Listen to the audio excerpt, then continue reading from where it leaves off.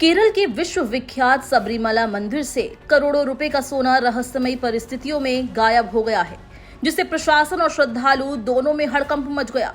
ये मामला इतना गंभीर हो गया है कि अब केरल हाई कोर्ट को इसमें हस्तक्षेप करना पड़ा और जांच के आदेश जारी किए गए हैं।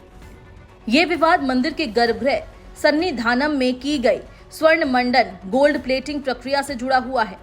2019 में जब इन प्लेटों का 1 महीने के अंतराल पर 2 बार वजन किया गया तो इनके वजन में 4.5 किलोग्राम की कमी पाई गई थी।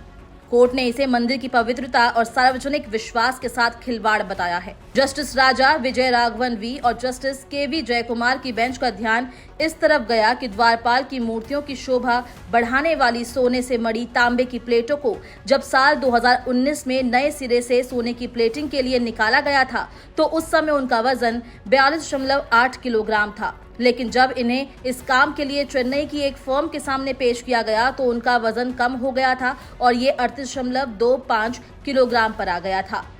वजन में इतनी ज्यादा गिरावट यानी 4.54 किलोग्राम की कमी को चिंताजनक बताया गया है। इस मामले पर टिप्पणी करते हुए केरल हाई कोर्ट ने कहा कि यदि ये पेट्रोल होता तो वजन में कमी समझी जा सकती थी, लेकिन सोने जैसी ठोस धातु का वजन अचानक कैसे घट सकता है। अदालत ने कहा कि आस्था और पारदर्शिता से जुड़ी संस्थाओं में इस तरह की गड़बड़ी किसी भी सूरत में बर्दाश्त नहीं की जा सकती।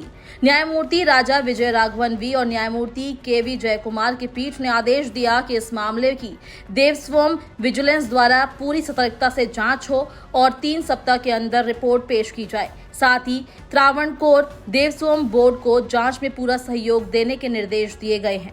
हाईकोर्ट ने यह भी पूछा कि मंदिर की सुरक्षा में तैनात देवस्वम अधिकारी उस समय कहां थे जब ये प्लेटें भेजी और वापस लाई गई। क्यों उन्होंने इस वजन की कमी की ओर ध्यान नहीं दिया।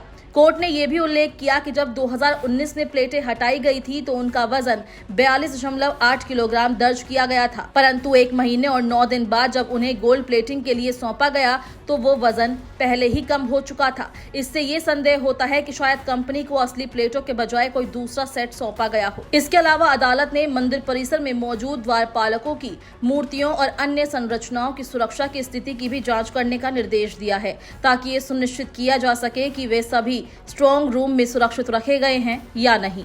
ये पहला मौका नहीं है जब सबरीमला गोल्ड प्लेटिंग प्रोजेक्ट विवादों में आया हो। पहले भी इसकी लागत और क्रियान्वयन को लेकर सवाल उठाए जा चुके हैं, लेकिन इस बार 4.5 किलो सोने की रहस्यमयी कमी ने पूरे मंदिर प्रशासन की कार्यप्रणाली पर सवाल खड़े कर दिए हैं।